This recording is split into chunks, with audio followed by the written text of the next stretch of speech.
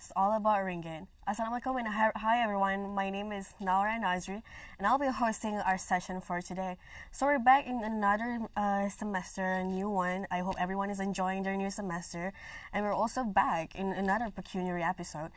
So today our topic is quite familiar to everyone. I'm pretty sure of that, especially among our viewers, because it's about e-wallet. Who doesn't know e-wallet here? So the topic today we'll be talking about e-wallet. Is it riskier or easier? And today to me, as our guest, we have 𝐀𝐳𝐫𝐚𝐞𝐢, or more known as Financial 𝐀𝐳𝐫𝐚𝐞𝐢, a financial influencer and also an author. Can you tell us a little bit about yourself? Assalamualaikum Nora and everyone on the video.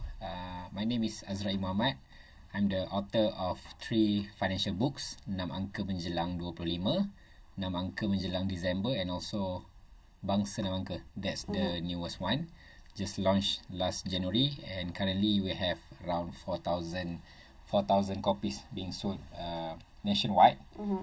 Alhamdulillah, for the past 10 years, I've been sharing with youth especially about financial planning.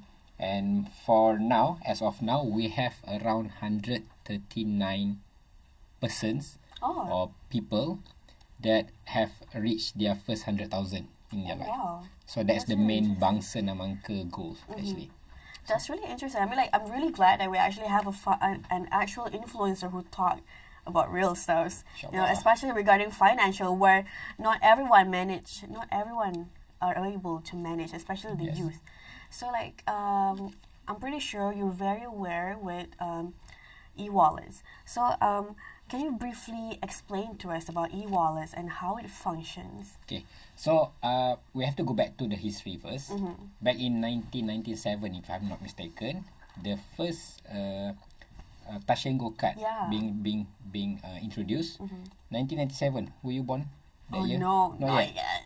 So imagine how far we've been from the first year Malaysia introduced smart card for payment, especially for tools and also transit.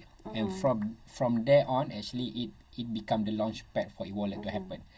Some 20 years later, around 2017, 𝒂𝒊𝒕𝒉 introduced their e-wallet, and at the same time, we also have Boost and also GrabPay among that time. I think it's really interesting because, even though Malaysians are known as the third world country, there are some countries that still are not very aware or haven't even heard of QR Pay or e-wallet method. So I think Malaysia did a pretty good job with that. Yes, because we've been introduced with contactless smart card since 30 years ago, and we also have online banking quite early actually. So that's why not every country actually know about online banking. So from smartless from contactless card, and then we move on to online banking, and because of our maybe culture of having phone all the time, that's why it's not something. It is quite common for us to jump into the online banking world actually. I think it's growing more popular by the days because even pasar malam nowadays they don't really they prefer QR because cash sometimes you can maybe terlebih bagi or terkurang bagi. You know, we have problems with baki and stuff like that. So even nowadays, most places that I've been to, they don't even prefer cash method anymore. It's either card or QR, which is very convenient actually for the worker and for us customers as well. All right. Okay, so moving on to the next question I have for you, why do you think e-wallet is the main choice the main choices for payment method for students? For students or general for Malaysians? Students in general. Okay. First of all, as I mentioned just now, because our culture have been embedded about online banking, and for the convenience part of it especially, when the first contactless card being introduced, previously we have cash and card. That's all. Cash and card. But when online banking comes into our life, we want to have a convenience that can transfer that amount of money from our online banking straight away to the merchant. So that's why when it being introduced around 2017, 2018, we have Boost, we have 𝒂𝒊𝒕𝒉 wallet, and also GrabPay coming in that time. And this online shopping merchants. We have Shopee, we have Lazada and so on. This make it like smooth into the market. True. Yeah. Especially when COVID happened. So once COVID happened, actually when COVID happened, I predicted for it to make us less spend at first. No. Because it make us become so resah and sitting in our house, not spending money, and that is when the time for online shopping and also e-wallet becomes so booming. Every day there's going to be another parcel. Yes, another parcel. Of course. So that the whole experience make it become so popular among us actually. Yeah, that's true actually. And then like, do you think that QR Pay is slowly replacing the cash payment method nowadays? Yes. Actually, I come here from Kuala Kangsar just now. So take 3 hours journey. Orang kampung. So 3 hours journey. Along the way, along NSE, North South Expressway or Plus Highway, it starting to implement 100% cashless payment. Yeah. So no longer having any cash for us to pay. So for us Malaysians, we find it a bit trickier at first. But when you look into TikTok nowadays, we have more tourists coming into our into our country. They find it so rare for them. They find it so something too new for them to spend everything online and not on cash. So alhamdulillah for us, because of the time frame that we have just now, for the past 10 years we've been cultured into this new norm. But for them to look into this as something new for them, that is how advanced actually for us. I mean, as you mentioned just now, we are so-called third world country. Actually not. Yeah, that's true. We are quite advanced compared to other countries actually. And then like, do you think like, is there any like cultural significance that Malaysians have or habits that make us Malaysians tend to choose e-wallet? The statistic that shows we spend too much time online. Everyone have to be careful over here. Because we spend too much time online on our social media, that also part of the journey why we become too common and we embrace this online banking and also e-wallet for it to be norm in our life. So that part of culture, for better or for worse, make it so easier for us to use QR in our life actually. Yeah, that's true. I mean, even nowadays when people like opt for COD, like cash on delivery, we'll still do QR Pay to the deliverer. Even me myself, okay. But like, I think it's because e-wallet is like very convenient. Like, because sometimes like I have this habit where like I really don't like when I have like 5 ringgit, 10 cents in my wallet, because like, let's be real now, there's not much you can buy with that little amount of money. So like when you have QR, everything, as you said, as mentioned earlier, everything just went by smoothly. Like there's no like little change in your pocket that you have to carry nowadays. It's very easy. It's very smooth. Like everything is just like. And it is easier for both parties actually. For us to pay the money, not waiting for the balance to arrive to us, and the seller also do not have to look for change for us. Yeah, that's true. So everything will be just very quick. Very quick. But of course, there must be some downside for it. I mean, like as I mentioned, I mean, like if something is too easy, there must be a little risk behind that, because nothing is just like too easy here. Too much of a good thing in this world is not good. Yeah, that's true. So like, the next question I have for you is that what do you think is like the biggest advantages of using QR Pay? Okay, first of all, for us customers, it makes it easier for us to pay for the stuff, for the business as well. Because previously we have customer that do not have enough money to purchase for that product, but now we no longer have that excuse. So for business, it helps them actually. So it becomes advantage for both parties, for the customer and also for the merchant. For me. Yeah, that's true. I mean, like, even because I used to work as well. Like it's for me because I used to work and like I work at the counter, so it's very easy like to like assist with the buying process. Because in the end of the day, like there's no such thing as, because it's gonna be a thing in the end of the day where we're short of money, extra money in the change. So it's gonna be a problem between the worker and the merchants and the worker as well. All right. So the next question I have, like, do you think like using e-wallet can influence someone's discipline in terms of their budgeting? Absolutely, because I believe e-wallets is a tool. Yeah. I mean, just like credit card and even cash, all of these are tools. The best person to handle a tool will make a good product. Yeah. But a worse person to handle a tool will make a bad product. So that's why before we talk about the e-wallet itself, we have to know our discipline. Yeah, that's true. So every time I share with my audience and also my clients, before you go, even before you go to credit card or also e-wallet, you have to know how can you be disciplined in your spending. So that is why first thing first, I always advise, especially youth, students, always write down your expenses first. Yeah, that's true. Be it you spend with your cash or your card or your e-wallet, you just write down your expenses. Because nowadays, using e-wallet make you no longer look at that amount. Yeah, that's you just true. tap and everything went there. But when we write down the expenses, it will help us to know how much we have spent money on that time. Yeah, that's true, because everything is too easy.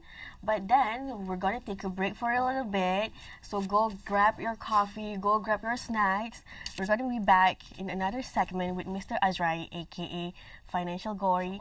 So Pecuniary is all about ringgit.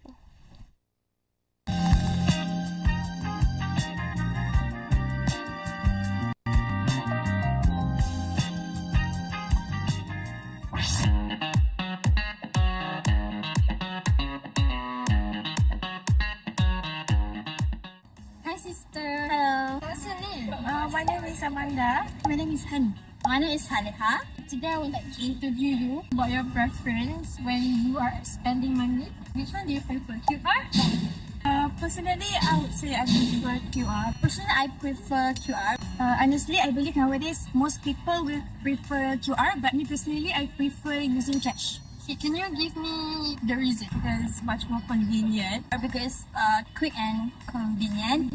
But however, I'll still stand by my cash because some stores they didn't have a QR code. Prepare cash as a backup because we never know like what will happen in the middle of the road, in the middle of the time, like when our phone died, you know, and the cash like is the only way for us to pay. The reason why I choose to use cash is because it can help me to control my budget, to control my spending. If we use QR, we will be more easy to make any transaction time by time. If we use cash, there will be a limit. For example, if I go out, bring only 20 ringgit, at the end of the day, I will only spend 20 ringgit and not more. Okay, sister, let's say there's a situation where a blackout happens and you are unable to use your QR. You can't use at all. So what's your advice? Since you prefer QR, what will your advice be for yourself and also for other people?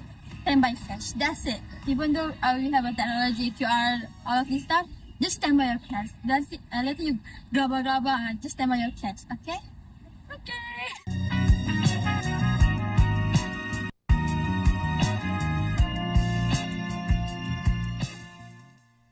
Pecuniary, it's all about ringgit. So we're back into another segment with our financial gory. So Mr. Azrai, so the next segment we'll be talking about riskier or easier. So for you personally, which payment method would you prefer more? Is it cash, QR, or card? Definitely not cash. Yeah. Because of course, we do not have to bring cash in our pocket. Yeah. It is also part of being safer Yeah, for that's me. true. I've been cashless since my student years back in 2010. Oh, So wow. I've kept so low, quite a low balance in my pocket because I've been pickpocketed once Yeah. in a bus.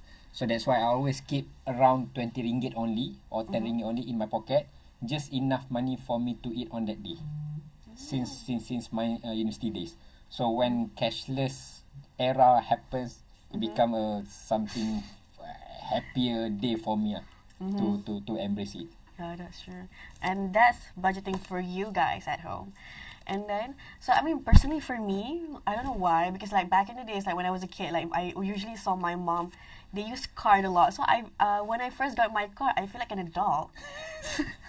So like whenever like I went to market or anything, I'll always opt for card because I feel like an actual adult.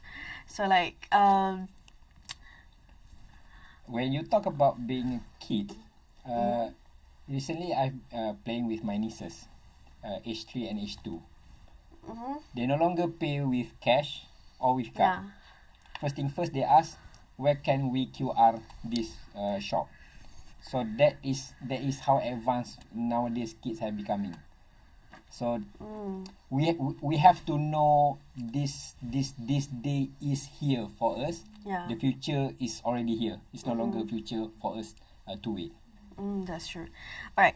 So like some people say that using e-wallet can help reduce our awareness on how much we're actually spending because we're not actually seeing the money going out of leaving our hand. Do you think you agree to this statement? Definitely, because I believe using QR Pay, it reduces the thought process of us to make the decision.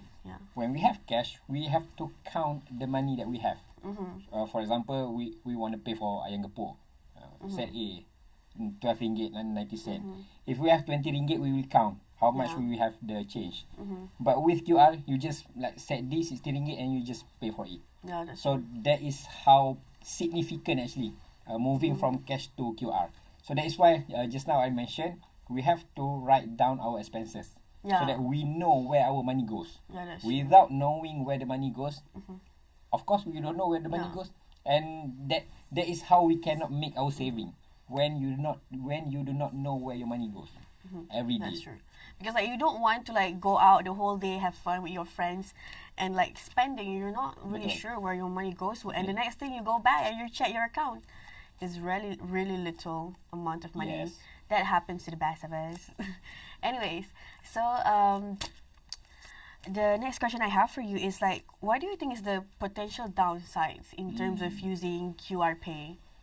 So first thing, when we do not have a lot of awareness in our expenses, we spend actually with our subconscious mind. So being subconscious in our spending actually, we spend more of our money being subconscious than being conscious. So to be in that conscious mind state is quite hard nowadays, especially coming with FOMO world. You know, when your friend go out and go to have some matcha or some latte, kopi, and you are not there yet. So that makes you think, oh, I have to have this. Even though you do not like to. You know you do not like to drink that grass drink, right? But that makes that makes people to spend on it because subconsciously you see your friends spending on it. So by using e-wallet actually, it helps you to spend unnecessarily. So that is the biggest downside for us on the most worst case scenario for me on being e-wallet days.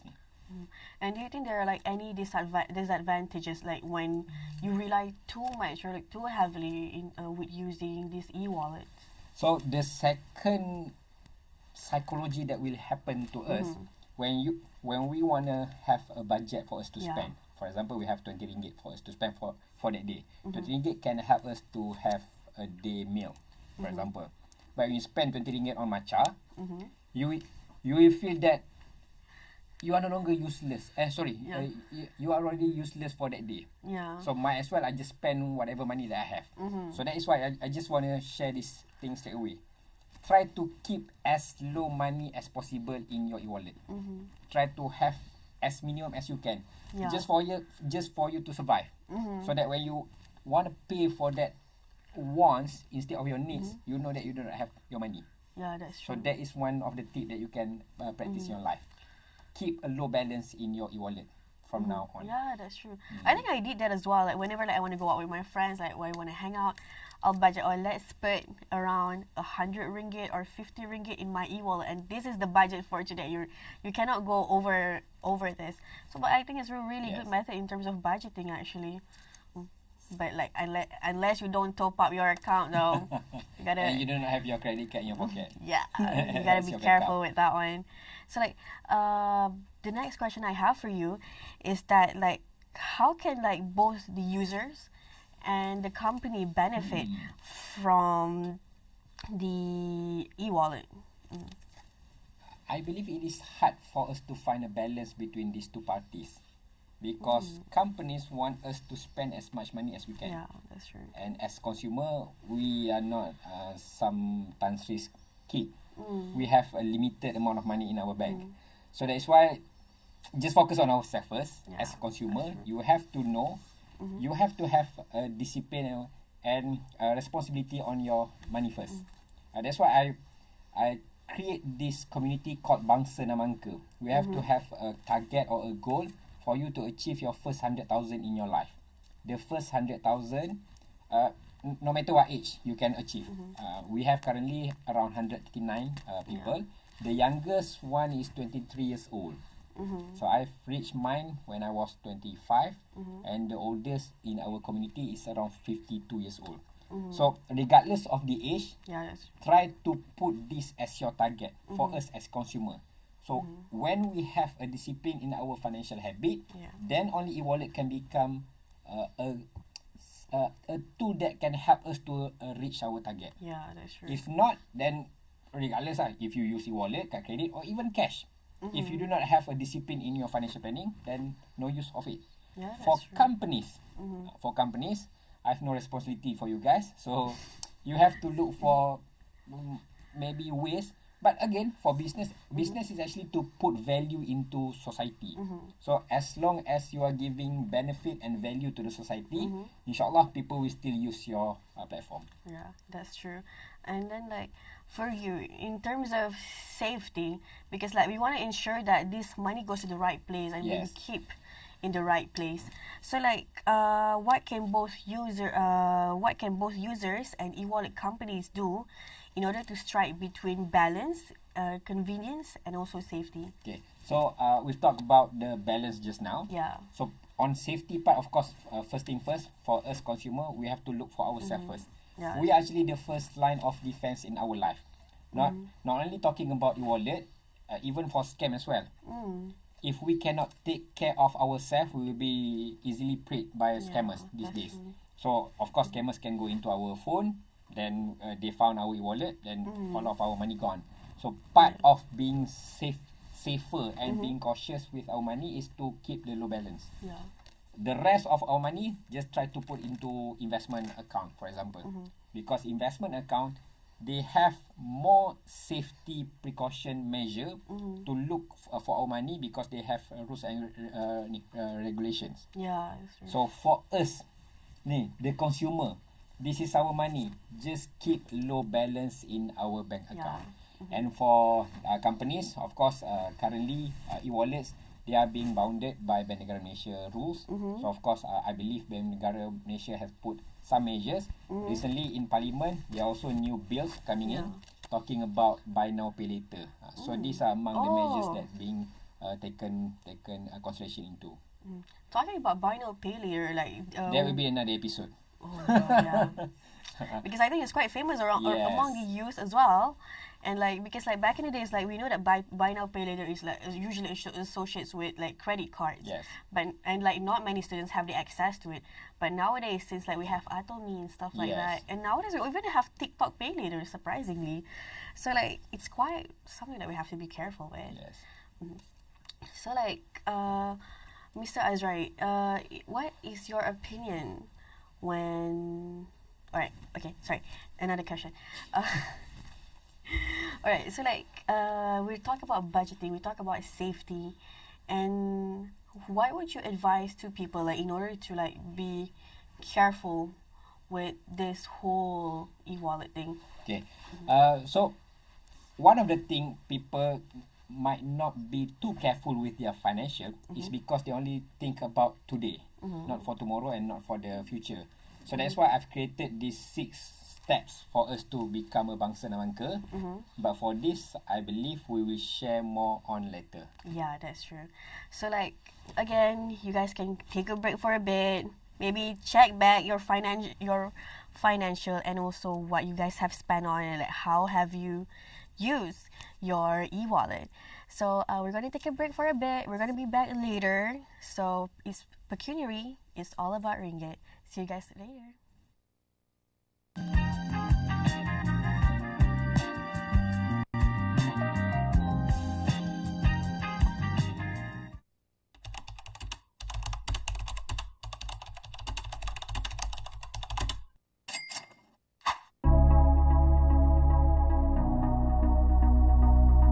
Scammers will send a message saying that you want e-wallet credits or to verify a transaction you made with the link. When you click on the link, it will open the web browser and display your e-wallet's login page. But beware, this is a fake login page designed to steal your credentials once you type it in. Never click on any links for payments sent through messaging apps.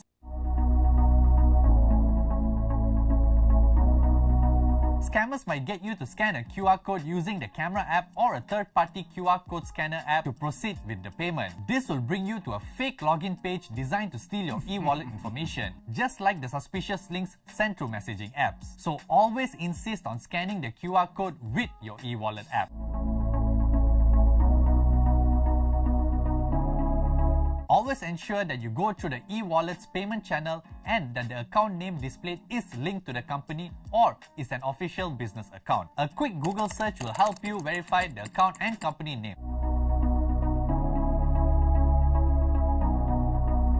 Scammers will pretend to be employees of your e-wallet provider. If you get a call from someone requesting to verify your e-wallet account by asking for your IC number or 6-digit PIN, hang up immediately, because that's a scammer. An actual employee from an e-wallet provider will never ask for this information.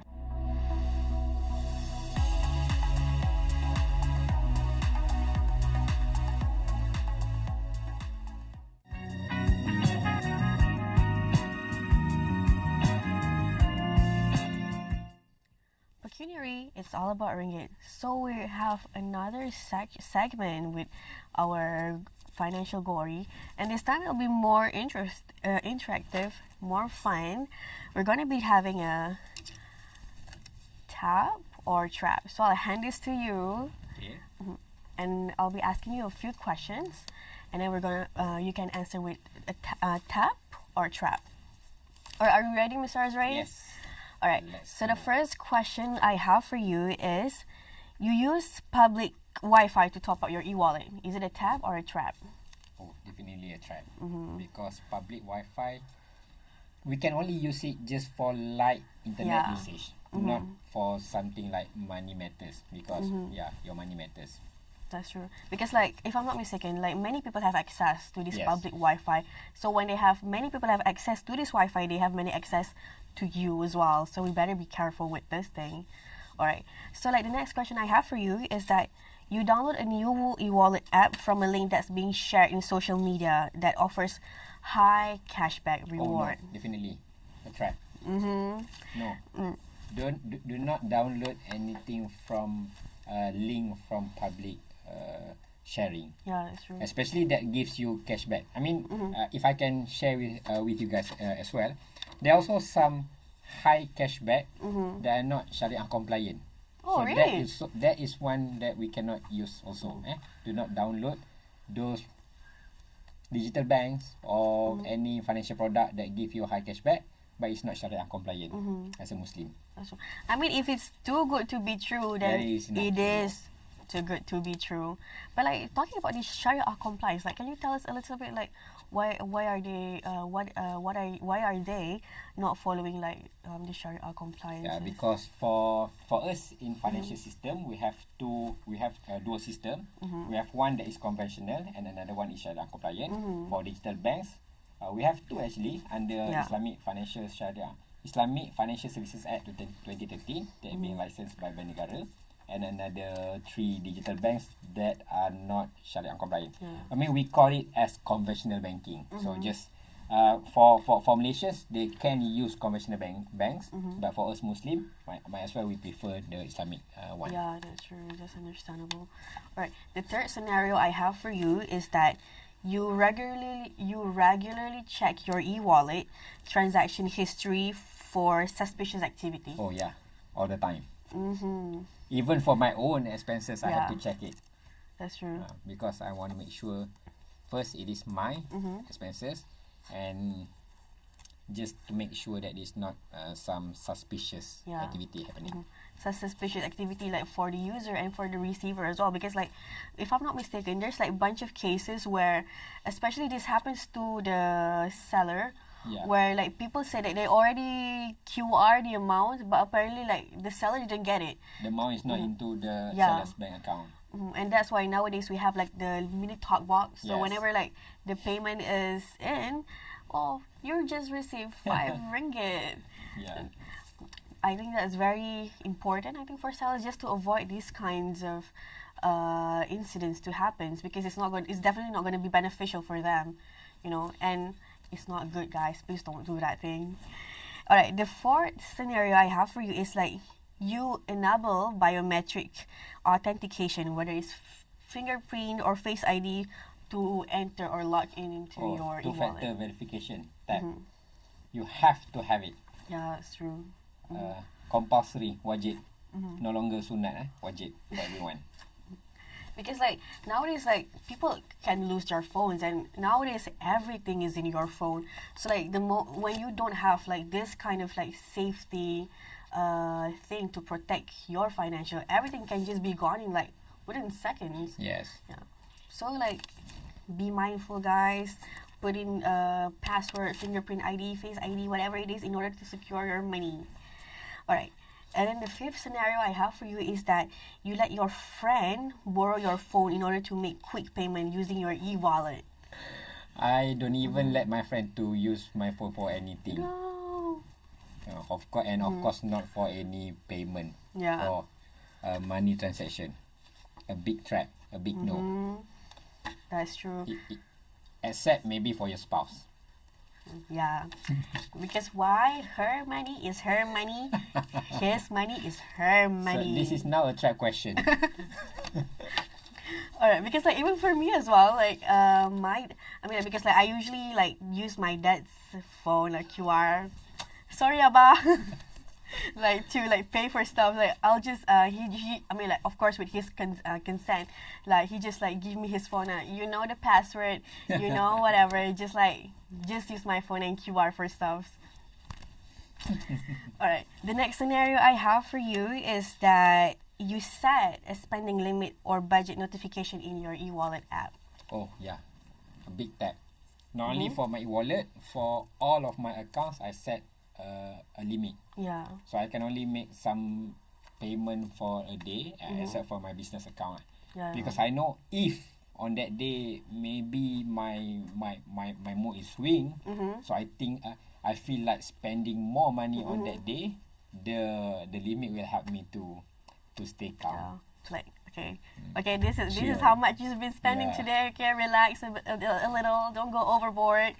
But like, I just know that we can actually put a notification to it. Yeah. I mean, I just know that we can like set like a spending limit, like, or let's say like 100 ringgit in our like bank QR usually, but I don't know that there's a notification for it. Thank God. I mean, we don't want to go over budget, guys. Like, this is not a really good spending habit. All right, and then like, what are like, okay, because we just already finished with our trap or tap. So like, what do you think is like the most common security threats when it comes to things like related to scams, and that e-wallet users should watch out? Okay, so actually for scam we have two path or two line of scam happening.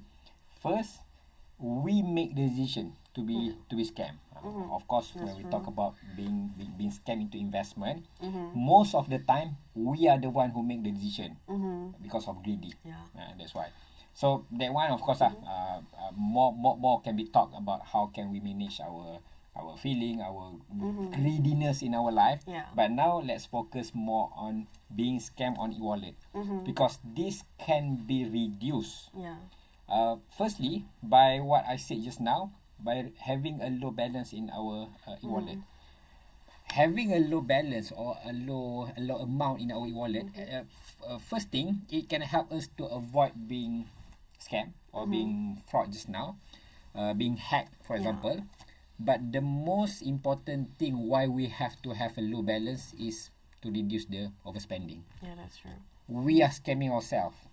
So that is the biggest scam that no other people can be blamed for that. Yeah. So that is why having a low balance in our account bank help us to avoid being hacked, so that we cannot be scammed from the outside, Yeah, that's true. and can avoid from being overspending, so that we cannot be scammed from the inside. So that is the safety that we can control in our life. Yeah, because apparently it happened a lot nowadays, especially because people keep on sending, like, especially if you're in a group where there's like lots of people in it, they will be sending like link. Yes. Oh, tap this thing, you're gonna get 100 ringgit, and apparently people believe it. Surprisingly, I mean, like, Everyone love free lunch in this world, perhaps. So Yeah. when they see, for example, currently we have Sarah. yeah, my sir. Benefits for aids for everyone.